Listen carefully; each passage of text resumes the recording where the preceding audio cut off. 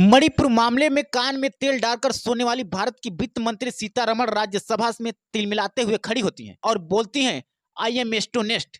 मैं अचंभित हूँ, मैं आश्चर्यचकित हूँ, मैं हैरान हूँ, क्योंकि एक सांसद ने धोखेबाज शब्द का इस्तेमाल कर दिया। इससे हैरान हो जाती हैं। मणिपुर पर खामोश देश की एक महिला मंत्री, और एक महिला मंत्री नहीं, दो महिला मंत्री क्या बोलती हैं सीतारमण की इस सांसद को माफी मांगनी पड़ेगी। मगर क्या सीतारमण को ये नहीं पता, उनके अपने ही आध्यात्मिक, अपने ही राजनीतिक भाई रिंकिया के पापा मनोज तिवारी उसी संसद भवन के बाहर विपक्ष के सांसदों को क्या कहा।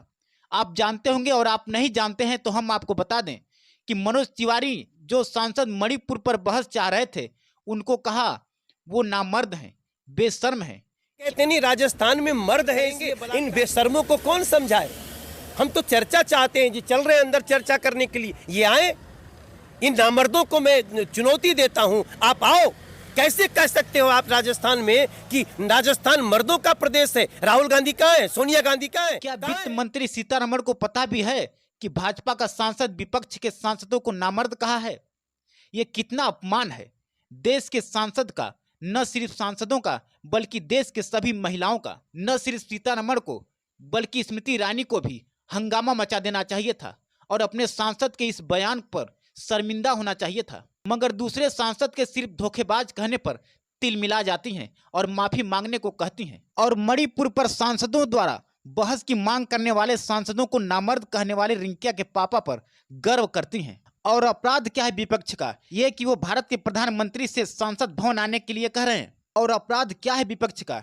ये कि वो ये कह रहे हैं कि भारत के प्रधानमंत्री नरेंद्र मोदी को सांसद आना चाहिए। ये कितनी अफसोस की बात है कि सांसद के सर्वोच्च नेता को सांसद में बुलाने के लिए इस देश के विपक्षी सांसदों को अविश्वास प्रस्ताव लाना पड़ रहा है। कितने मजबूर हो गए हैं ये सांसद कि भारत की ये दिल को झकझोर देने वाली घटना पर प्रधानमंत्री को सांसद में बुलाने के लिए अविश्वास प्रस्ताव लाना पड़ रहा है।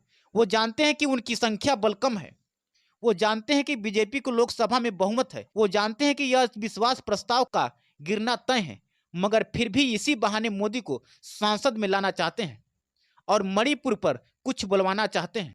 ये मजबूरी समझनी चाहिए। भारत के लोकतंत्र में इस अविश्वास प्रस्ताव को रेखांकित किया जाएगा, अंडरलाइन किया जाएगा, क्योंकि प्रधानमंत्री नरेंद्र मोदी ने लोकतंत्र की चेतना को अंडरमाइंड किया है, उसकी तौहीन की है, उसकी धज्जियां उड़ाई है। सवाल ये नहीं कि इस देश की महिला विकास मंत्री क्या कहती हैं, सवाल ये नहीं कि इस देश की वित्त मंत्री संसद में क्या कहती हैं। सवाल ये कि 77 दिन तक मणिपुर पर खामोशी बरतने वाले, भागने वाले प्रधानमंत्री नरेंद्र मोदी सांसदों का सामना कब करेंगे, इस देश की जनता का सामना कब करेंगे, देश की महिलाओं का सामना कब करेंगे, देश के बेटियों का सामना कब करेंगे, इस देश के लोकतंत्र का सामना कब करेंगे।